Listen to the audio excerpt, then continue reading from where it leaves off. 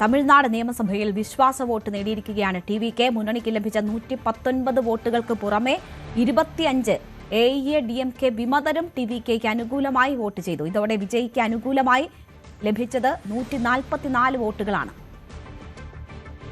VV Vinod വാർത്തയുടെ വിശദാംശങ്ങളുമായി ചേരുകയാണ്. വിനോദ്, വലിയ മെജോറിറ്റിയോട് കൂടി തന്നെ വിശ്വാസം നേടാൻ TVKയ്ക്ക് കഴിഞ്ഞിരിക്കുന്നു, വിജയ്ക്ക് കഴിഞ്ഞിരിക്കുന്നു.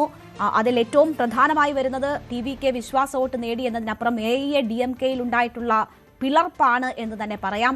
അത് തമിഴ്നാട് രാഷ്ട്രീയത്തെ എങ്ങനെ സ്വാധീനിക്കും? എന്തൊക്കെയാണ് വിശദാംശങ്ങൾ?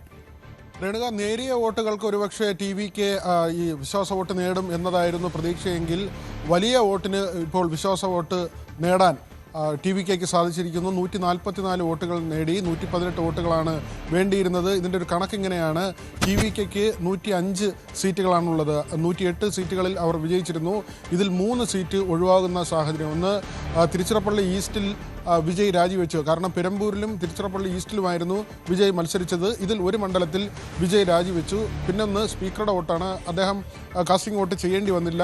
മറ്റൊന്ന് TVKയുടെ സ്ഥാനാർത്ഥി, അത് തിരുപ്പൂരിൽ വിജയിച്ച ശ്രീനിവാസ സേതുപതി, ഒരു വോട്ടിനാണ് വിജയിച്ചത്. അതുകൊണ്ട് തന്നെ DMKയുടെ എതിർ സ്ഥാനാർത്ഥി ഈ മദ്രാസ് ഹൈക്കോടതിയിൽ പോവുകയും ഈ വിജയം സ്റ്റേ ചെയ്യണമെന്ന് ആവശ്യപ്പെടുകയും ചെയ്തു. ഇപ്പോൾ കോടതി അതിനനുകൂലമായ വിധി പുറപ്പെടുവിച്ചതുകൊണ്ട് തന്നെ ഈ അംഗത്തിന് വോട്ട് ചെയ്യാൻ കഴിഞ്ഞില്ല. അങ്ങനെ 105 സീറ്റുകളാണ്. മറ്റുള്ളവർ കോൺഗ്രസിൻ്റെ 5 സീറ്റ്, CPIക്ക് 2, CPMന് 2, മുസ്ലിം ലീഗിന് 2, VCKയ്ക്ക് 2, അതോടൊപ്പം തന്നെ അമ്മ മക്കൾ മുന്നേറ്റ കഴകമെന്ന പാർട്ടിയുടെ ഒരു MLA, ആ MLAയുടെ പിന്തുണ കൂടി വിജയിക്ക് വന്നു. അങ്ങനെ 119 സീറ്റുകൾ, 118 വേണ്ടത്, ഒരു അംഗത്തിൻ്റെ കൂടി വോട്ട് ലഭിക്കുന്ന തരത്തിൽ ഈ മുന്നണിക്ക് തന്നെ ഒരു വോട്ടിൻ്റെ ഭൂരിപക്ഷം കിട്ടുന്ന നിലയുണ്ട്. പക്ഷേ AIADMKയിൽ നിന്ന് ഈ 47 പേരിൽ നിന്ന് 25 പേർ വിട്ടുവന്നു TVKയെ പിന്തുണച്ചിരിക്കുന്നു. ഇവർക്ക് മേൽ ഇപ്പോൾ ഈ അയോഗ്യത കൽപ്പിക്കുന്ന നടപടി അത് വരാനുള്ള സാധ്യതയുണ്ട്. കാരണം 32 പേർ ഉണ്ടെങ്കിൽ മാത്രമേ 3-2 ഭൂരിപക്ഷമാവുകയും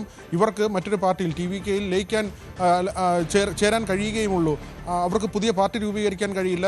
നിയമപ്രകാരം ഏതെങ്കിലും ഒരു കക്ഷിയിൽ ലയിക്കേണ്ടി വരും. അങ്ങനെ TVKയിലേക്ക് ചേരണമെങ്കിൽ പോലും അവർക്ക് 32 പേരുടെ പിന്തുണ വേണം. ഇത് ഉറപ്പാക്കാൻ കഴിയുമെന്നത് തന്നെയാണ് ഈ വിമത വിഭാഗത്തിൻ്റെ വിശ്വാസം. എടപ്പാടി പളനിസ്വാമിയായി തെറ്റിയാണ് ഈ വിഭാഗം ഇപ്പോൾ വിജയുമായി ചേർന്നിരിക്കുന്നത്. കൂടുതൽ വാർത്തകൾക്ക് News 18 Keralam YouTube channel subscribe ചെയ്യുക.